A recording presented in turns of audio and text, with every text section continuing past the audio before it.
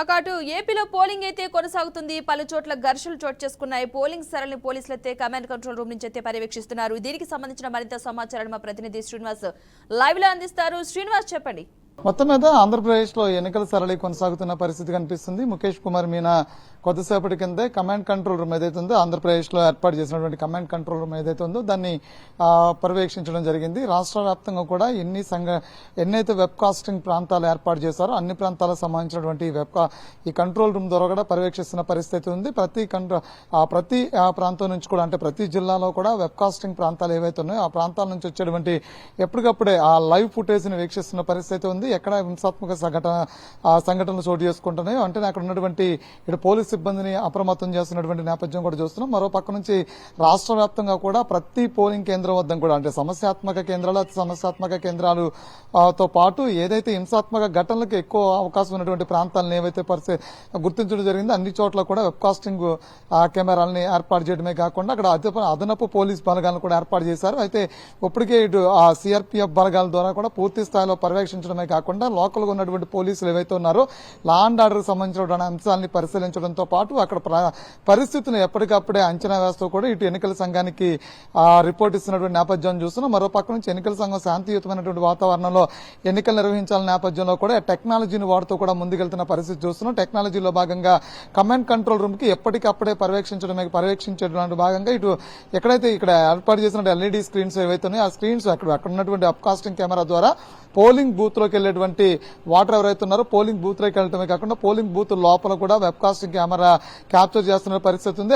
Approximately vote percentage కూడా పెంచేందుకు ఎన్నికల సంఘం పూర్తి స్థాయిలో పనిచేస్తుందని చెప్పుకోవచ్చు.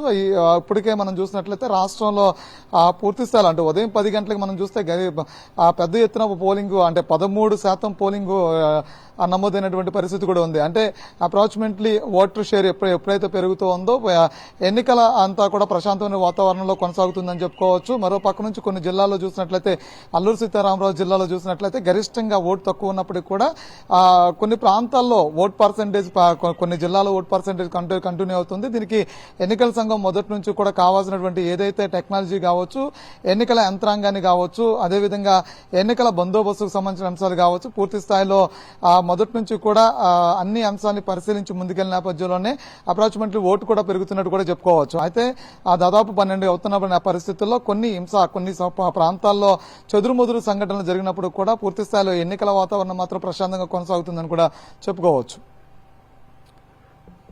వ్యాప్తంగా అయితే ప్రశాంతంగా పోలింగ్ కొనసాగుతున్నట్లుగా తెలుస్తుంది. మొత్తంగా శ్రీనివాస్, ఇప్పటివరకు కూడా ఎంత శాతం పోలింగ్ నమోదైంది అనుకోవచ్చు?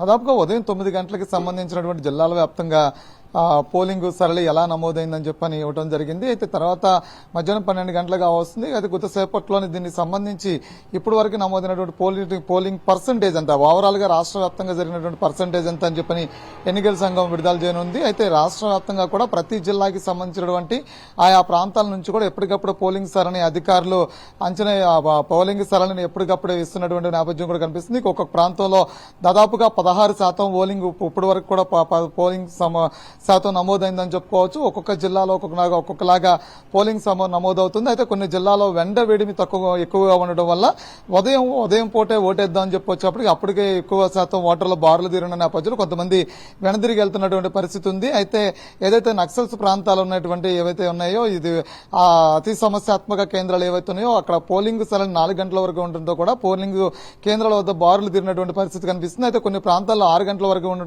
ఉండటంతో పాటు 4 గంటల నుంచి కూడా ఓటింగ్ శాతం పెరిగేటువంటి అవకాశం ఉంది. అయితే ఉదయం మాత్రం 7 గంటల నుంచి 9 గంటలకు మాత్రం పెద్ద ఎత్తున పోలింగ్ శాతం పెరిగిందని చెప్పుకోవచ్చు. 9 నుంచి 12 లోపు కూడా పోలింగ్ శాతం కంటిన్యూ అవుతున్న పరిస్థితి కనిపిస్తుంది. Right, thank you Srinivas.